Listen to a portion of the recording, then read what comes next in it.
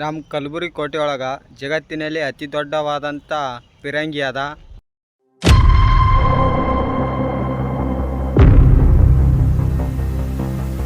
ದಕ್ಷಿಣ ಏಷ್ಯಾದಲ್ಲಿ ಅತಿ ದೊಡ್ಡದಾದಂಥ ಮಸೀದಿ ಜಾಮಿಯಾ ಮಸೀದಿ ಅದು ಈ ಕಲಬುರಗಿ ಕೋಟೆಯಲ್ಲಿದೆ. ಅದನ್ನು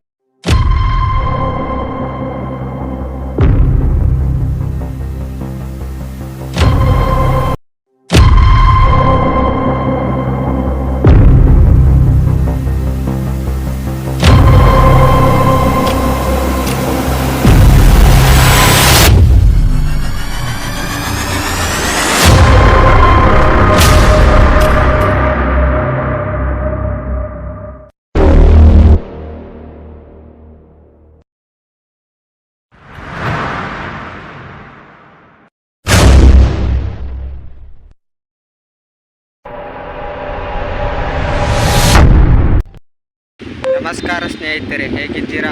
ನಾನಂತೂ ಚೆನ್ನಾಗಿದ್ದೀನಿ, ನೀವು ಕೂಡ ಚೆನ್ನಾಗಿರ್ತೀರಾ ಅಂತ ಭಾವಿಸ್ತೀನಿ. ಇವತ್ತಿನ ದಿವಸ ನಾನು ಕಲ್ಯಾಣ ಕರ್ನಾಟಕದ ಕೇಂದ್ರ ಬಿಂದು ಆಗಿರ್ತಕ್ಕಂಥ ಕಲಬುರಗಿ ಬಂದೀನಿ. ಈ ಕಲಬುರಗಿಯಲ್ಲಿ ಪ್ರಸಿದ್ಧವಾದಂಥ ಕೋಟೆ ಬಂದೀನಿ.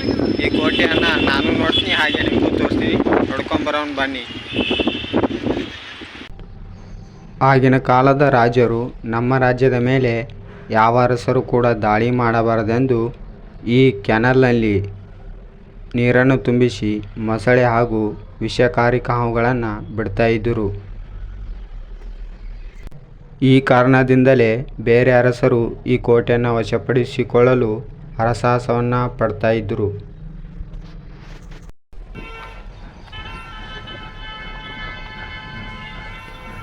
ಕೋಟೆಯ ಒಳಗಡೆ ಹೋಗ್ತಾ ಇದ್ದೀನಿ. ಮೊದಲಿಗೆ ಕಮಾನಿನ ಆಕಾರದಲ್ಲಿ ಪ್ರವೇಶ ದ್ವಾರವಿದೆ. ಒಳಗಡೆ ಹೋಗೋಣ ಬನ್ನಿ.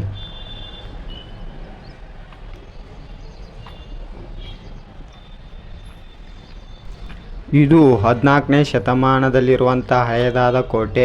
ಇಲ್ಲಿ ನೋಡ್ಬೋದು, ಕಮಾನಿನ ಆಕಾರದ ಪಿಲ್ಲರ್ಗಳಿಂದ ಕೂಡಿದೆ. ಇಲ್ಲೆಲ್ಲ ಇದನ್ನು ನೋಡಲು ಬಂದಂಥ ಜನರು ಕೂಡ ಕುಳಿತಿದ್ದಾರೆ ಇಲ್ಲಿ. ಹಾಗೆ ಮುಂದೆ ನೋಡಲು ಹೋಗೋಣ ಬನ್ನಿ.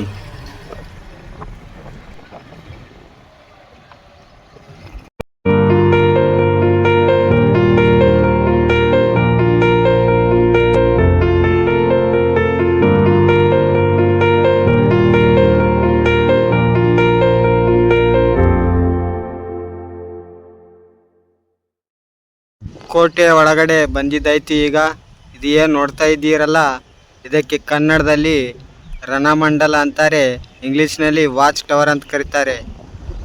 ಆಗಿನ ಕಾಲದ ಸೈನಿಕರು ಅದರ ಮೇಲೆ ನಿಂತು ಶತ್ರುಗಳನ್ನು ವೀಕ್ಷಣೆಯನ್ನು ಮಾಡ್ತಾಯಿದ್ರು ಈ ರಣಮಂಡಲದ ಮೂಲಕ. ಅದನ್ನು ನೋಡಿಕೊಂಡು ಬರೋಣ ಬನ್ನಿ.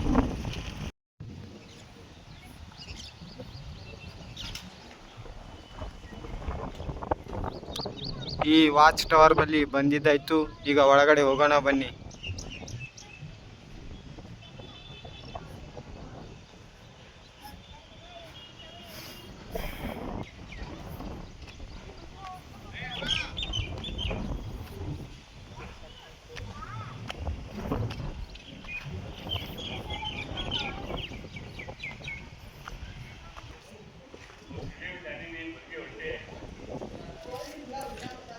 ಈ ರಣಮಂಡಲವನ್ನು ಕಪ್ಪು ಕಲ್ಲಿನಿಂದ ಕಟ್ಟಿಸಿದ್ದಾರೆ. ಇಲ್ಲಿ ನೋಡಿ, ಈ ಮೆಟ್ಟಿಲುಗಳನ್ನು ಏರ್ಬೇಕೀಗ.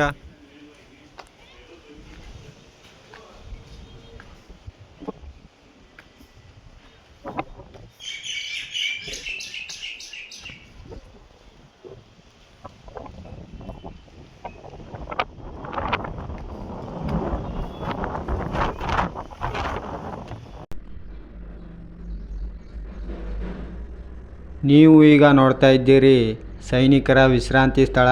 ಹಾಗೆ ಇಲ್ಲಿ ಮದ್ದುಗುಂಡುಗಳನ್ನು ಸಂಗ್ರಹ ಮಾಡ್ತಾಯಿದ್ರು. ಈಗ ಒಳಗಡೆ ಹೋಗೋಣ ಬನ್ನಿ. ಇಲ್ಲಿ ನೋಡಿ, ಎಷ್ಟೊಂದು ತಂಪಾದ ಜಾಗವಿದೆ.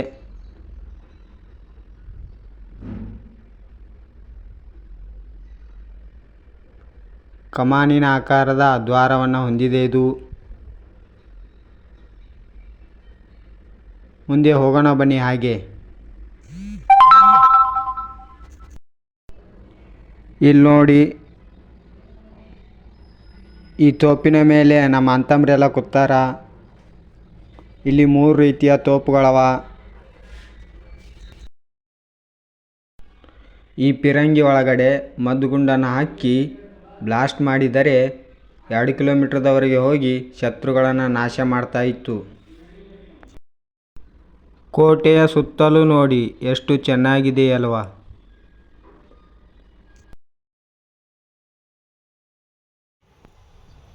ನಮ್ಮ ಕಲಬುರಗಿ ಕೋಟೆ ಒಳಗೆ ಜಗತ್ತಿನಲ್ಲಿ ಅತಿ ದೊಡ್ಡವಾದಂಥ ಪಿರಂಗಿ ಅದ.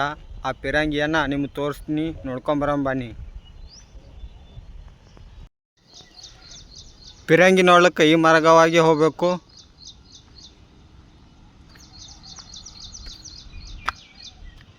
ಇಲ್ಲಿ ಮೆಟ್ಟಿಲನ್ನು ಏರ್ತಾ ಇದ್ದೀನಿ.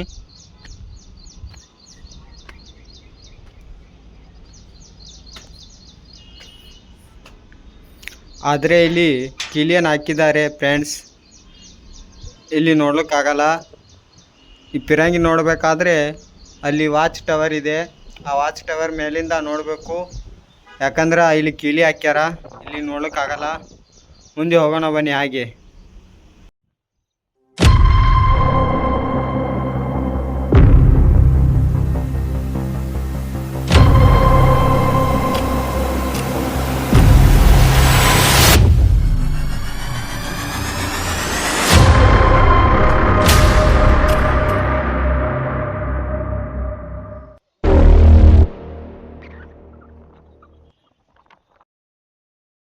ಇದು 14ನೇ ಶತಮಾನದಲ್ಲಿ ಬಳಸ್ತಕ್ಕಂಥ ಪಿರಂಗಿ.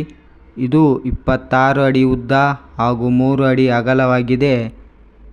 ಇದರ ಮೂಲಕ ಒಂದು ಸಿಡಿಮದ್ದನ್ನು ಸಿಡಿಸಿದರೆ 2 ಕಿಲೋಮೀಟರ್ವರೆಗೆ ಹೋಗಿ ಶತ್ರುಗಳನ್ನು ನಾಶ ಮಾಡ್ತಾ ಇತ್ತು.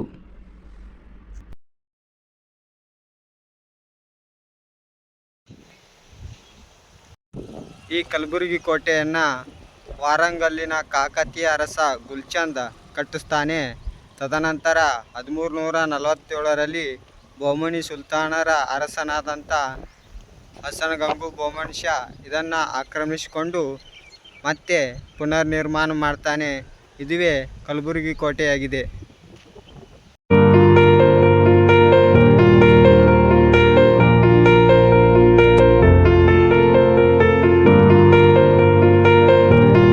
ಸ್ನೇಹಿತರೆ, ದಕ್ಷಿಣ ಏಷ್ಯಾದಲ್ಲೇ ಅತಿ ದೊಡ್ಡದಾದಂಥ ಮಸೀದಿ ಜಾಮಿಯಾ ಮಸೀದಿ ಅದು ಈ ಕಲಬುರಗಿ ಕೋಟೆಯಲ್ಲಿದೆ. ಅದನ್ನು ನೋಡಿಕೊಂಡು ಬರೋಣ ಬನ್ನಿ.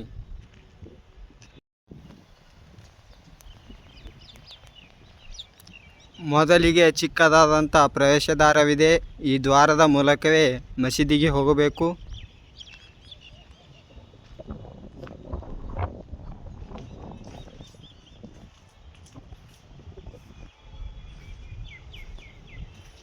ಅಲ್ಲಿ ಕಾಣ್ತಾ ಇರೋದೇ ಜಾಮಿಯಾ ಮಸೀದಿ. ಹೋಗೋಣ ಬನ್ನಿ.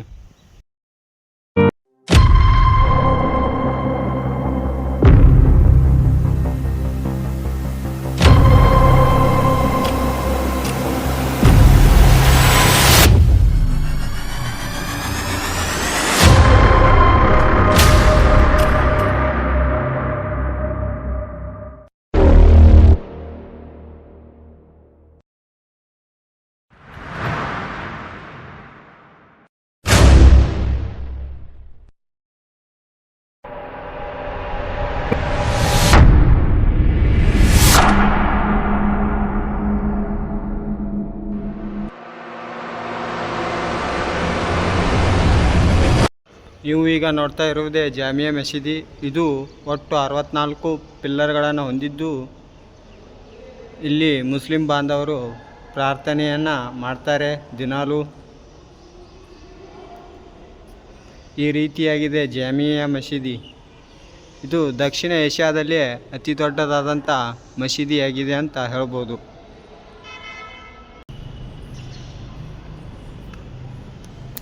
ಇದು ಏನು ಈಗ ನೋಡ್ತಾ ಇದ್ದೀರಲ್ಲ, ಇದು ಧರ್ಮಗುರುಗಳು ಕುಂದಿರ್ತಕ್ಕಂಥ ಜಾಗ. ಇದು ಇಲ್ಲಿ ಧರ್ಮಗುರುಗಳು ಅವರಿಗೆ ಪ್ರಾರ್ಥನೆಯನ್ನು ಮಾಡ್ತಾರೆ. ಈ ರೀತಿಯಾಗಿದೆ ಜಾಮಿಯಾ ಮಸೀದಿ.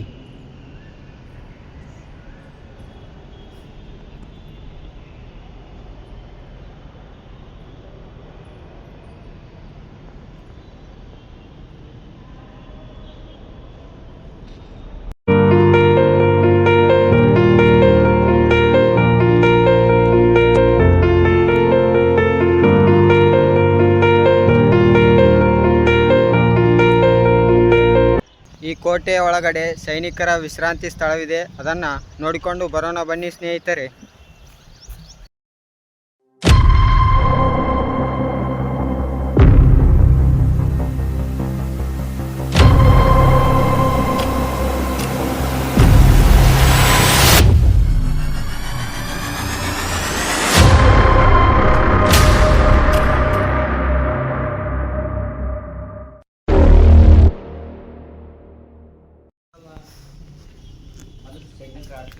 ಇದು ಸೈನಿಕರ ವಿಶ್ರಾಂತಿ ಸ್ಥಳ. ಇಲ್ಲೆಲ್ಲ ಸೈನಿಕರು ವಿಶ್ರಾಂತಿಯನ್ನು ಪಡ್ತಾ ಇದ್ರು. ಆದರೆ ಇದೀಗ ಬಿದ್ದು ಹೋಗಿದೆ. ಇದನ್ನು ಸರ್ಕಾರವು ಪುನರ್ ನಿರ್ಮಾಣ ಮಾಡಬೇಕು. ಎಲ್ಲ ಬಿದ್ದೋಗಿದೆ ಸ್ನೇಹಿತರೆ, ಏನೂ ಉಳಿದಿಲ್ಲ. ಗುಲ್ಬರ್ಗ ಕೋಟೆ ಸರ್ಕಾರವು ಮತ್ತೆ ಪುನರ್ ನಿರ್ಮಾಣ ಮಾಡಬೇಕು.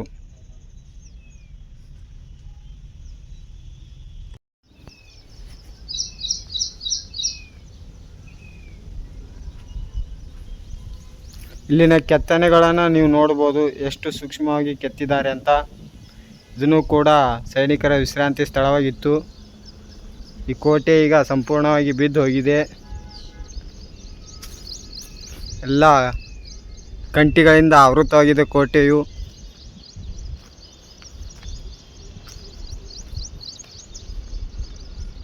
ಆಗಿನ ಕಾಲದ ವಿಶ್ರಾಂತಿ ಸ್ಥಳಗಳು ಇದ್ದು, ಆದರೆ ಧ್ವಂಸಗೊಂಡು ಇವೆಲ್ಲ ಬಿದ್ದು ಹೋಗಿವೆ.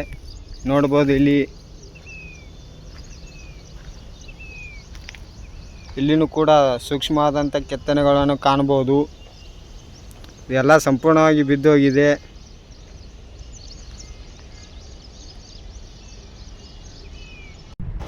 ಈ ವಿಡಿಯೋ ನಿಮಗೆ ಏನಾದರೂ ಇಷ್ಟ ಆದರೆ ಲೈಕ್ ಮಾಡಿ, ಕಮೆಂಟ್ ಮಾಡಿ, ಹಾಗೆ ಈ ಚಾನಲನ್ನು ಸಬ್ಸ್ಕ್ರೈಬ್ ಮಾಡಿ. ಜೈ ಜವಾನ್ ಜೈ ಕಿಸಾನ್.